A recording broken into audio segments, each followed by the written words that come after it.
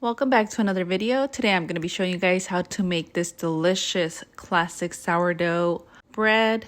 It is so easy and you can use this recipe for all the inclusions you would like to add. So let's get started. So we are going to start by adding 100 grams of our active bubbly starter into our bowl, and then we're going to follow that with 350 grams of room temperature filtered water. You can also use warm water to speed up the process, but I am going to leave my dough to bulk ferment overnight. So that's why I am using room temperature water.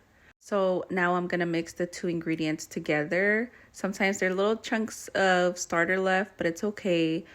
And once I get these two mixed together, I am going to measure my flour. So I add 500 grams of either bread flour or all-purpose flour. So here I added mostly bread flour, and then the rest I added all-purpose just because I ran out of the bread flour, but I still get the same end result. So go ahead and use whatever you have on hand. And then I add 10 grams of sea salt. Once I have all the ingredients together, I just mix it up with my spatula. I don't have a dough whisk like I mentioned in the last video, so I'm just going to mix it with my spatula. And once I have everything well combined, it's going to be like a very shaggy dough.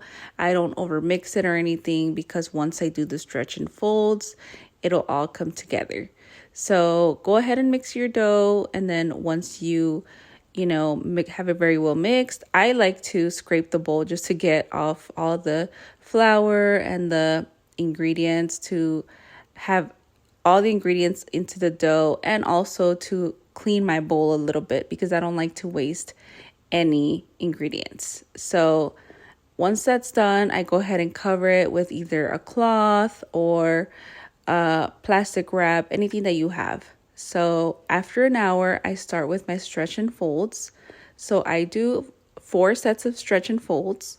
So I stretch the dough and then I fold it over, and I do this 4 times all around the bowl. And once I'm done with my first stretch and fold, I wait every 30 minutes to do the other 3 sets. So this is the first stretch and fold. I go ahead and cover it, and now after 30 minutes, I'm going to repeat the process. Stretch the dough, fold it over. So you're going to see me do this another 2 more times. I debated whether or not to put all the clips in this video just because I didn't want to bore you guys, but I also figured that you can also see how the dough comes together as we do the stretch and folds.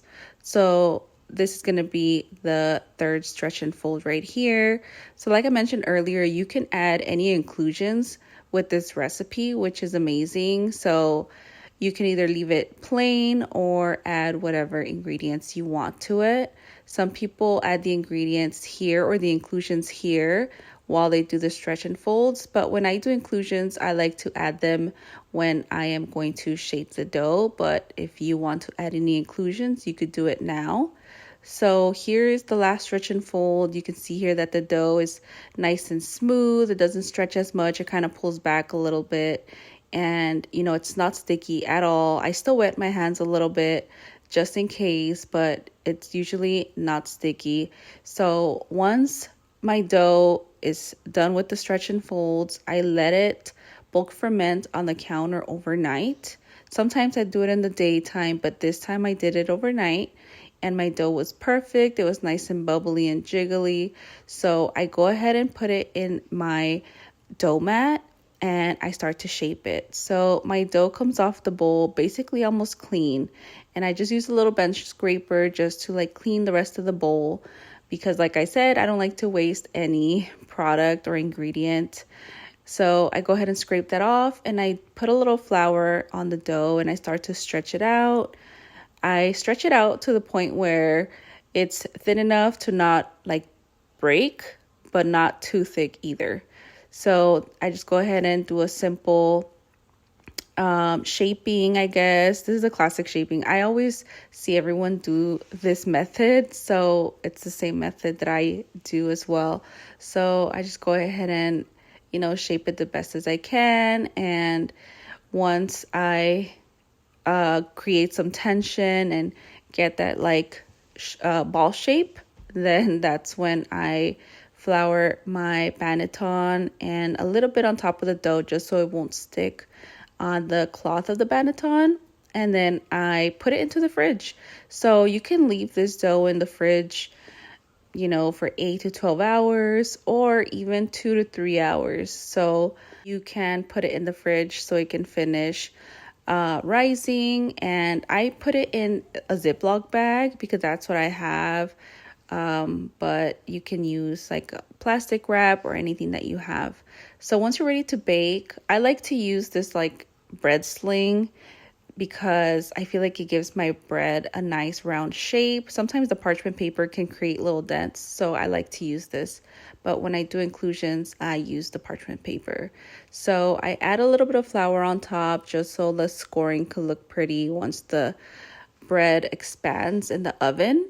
So I always do like a cross score, and I have my oven preheated to 450 with my Dutch oven in there.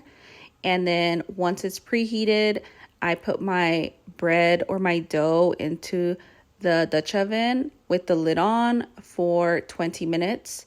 And this is what it looks like after 20 minutes. And then I take the lid off and then leave it for an additional 25 minutes. And here is the end result of our bread. It's like perfect and nice and warm and crunchy, and it's soft from the inside. And it's perfect for anything, sandwiches, for anything you want. So I hope you guys enjoyed this video. Let me know if you guys are going to try this recipe, and I will see you in the next video. Bye.